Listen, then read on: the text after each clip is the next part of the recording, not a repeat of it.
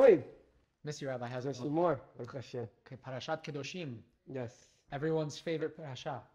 Rob Gufet Torah Teliyim Basaz Rashi. And both the majority of the Torah is in this parasha. So share with us, Rabbi, some of the Gufei Torah that most speaks to you from this parasha. Most speaks to me, well, see, it's interesting. Rashi says Rob Gufet Torah, so I would think it would focus on Ben Adam Lamakom.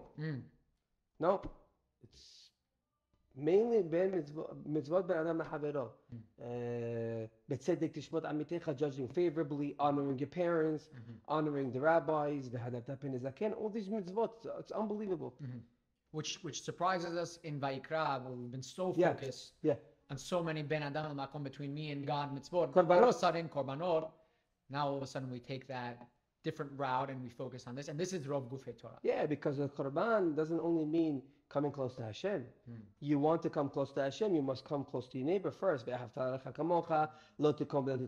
bear a grudge, don't enact revenge. I think what speaks to me most is Betzedek Tishmot Amitecha, which means judge favorably. I'll tell you, I said this once, that my father passed away. This Monday was 15 years. So he passed away on the Omer. And I leave my beard for the Omer and I shave on Lag BaOmer. So since he passed away on the Omer, I had to wait extra after Lag BaOmer to shave. Somebody sees me, he says, you're very mahmir already, Hajj, enough already, Lag BaOmer he passed, why do you still have the beard? He didn't know my father passed away, so I told him, you're right, I'm sorry, but my father passed away, I can't shave. He goes, oh, I'm sorry, I didn't know. I should have told him, so you don't know, judge favorably, don't say anything, stay quiet. That's what happens to us sometimes. We jump the gun, we put an X on people, we don't know the full story. We'll never know the full story. From everyone that we see, we don't know what's going on. You don't know what's going on in their life. Wow. You never know what's going on in their life. This pasuk, Betzedek Tishpot Amitecha, I think is originally intended for the Dayanim. Yes, correct. And I think what people don't realize is that Pirkei Avot, at least according to the Rambam, was also intended for the Dayanim, because Masechet Avot comes right after Masechet Sanhedrin on purpose, because you have the laws and the procedures and the protocols of the Sanhedrin, and then afterwards the Rambam writes, our Chachamim composed Pirkei Avot not just to deal with the legalities of the law, but also to deal with the Musar and the individual, and he says that this was directed towards the judges, the leaders, because a regular person who is uncivilized, has no morals, isn't directed in the proper path, how much damage can he do? He can do damage, but he's limited in the amount of damage that he could cause to the public. But a Dayan, the amount of havoc and corruption that they could cause if they aren't moral and aren't following the precepts of Pirkei Avot is very dangerous. So the Pirkei Avot was dedicated towards the Hachamim. And that's why so many of the statements you see, like Ve'emidu Talmidim Harbe, establish for yourselves many students. What students? I don't have any students. What are you talking about? Correct. No, because we're talking about the Dayanim. But everything that you see that pertains to the Dayanim, it also applies to us. So you read Betzedek Tishmot Amitecha, like you're saying, it's talking about the judge. Someone comes up in front of you. This guy looks guilty. This guy looks innocent, and that will color, the way you navigate through the court case. Don't let that bias you and influence you in any way. And then we take it for ourselves. It's not just in court.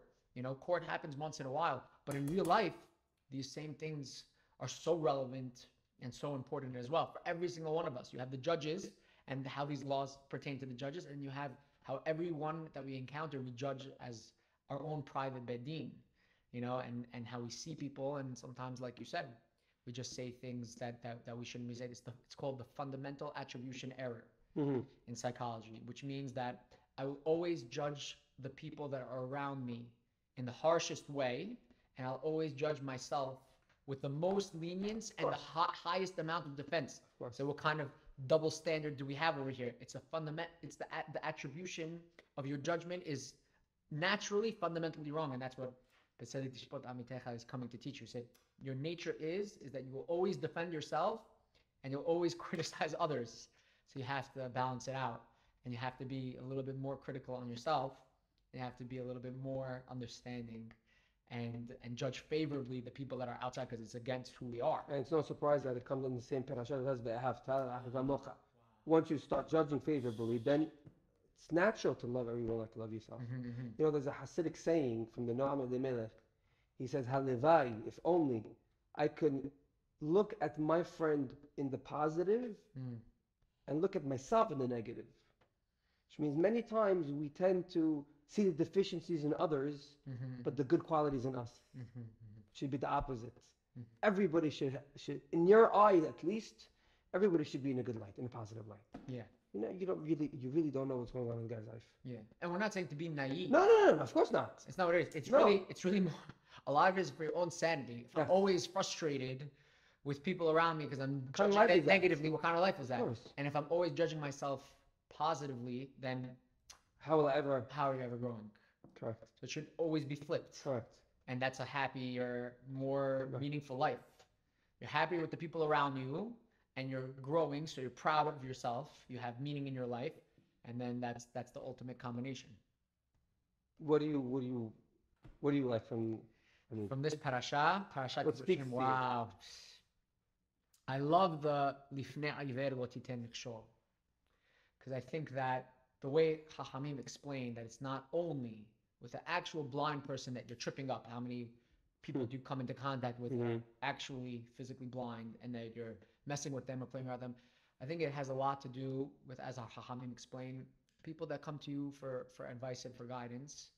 And I think less frequent is that you will purposefully give them bad advice. You know, they're iver, they're blind on this topic that they're coming to you for advice.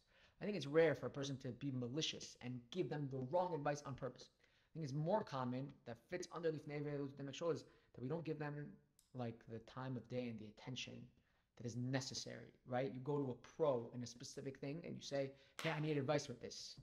And the person has 18 things on their mind. Always busy. We're always busy, you know, and he says to you, oh, I think it's this. And the guy who asked the question assumes, wow, he's the pro. He must know what he's talking about.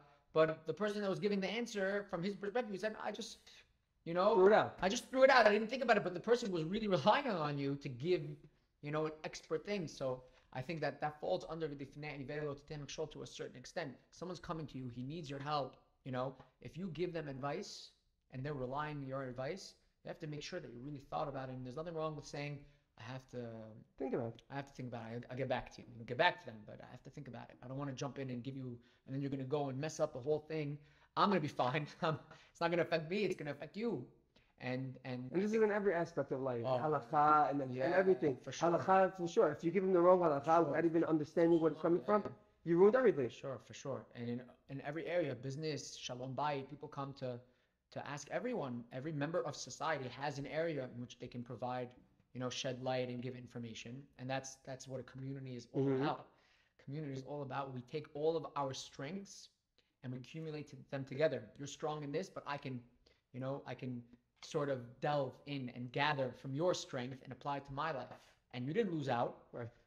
I only gained, and then you'll come to me and you'll gain from my experience and wisdom. And that way the community becomes so much stronger and thrives based on the advice, the mentoring, the guidance that we all provide to one another in each of our individual fields.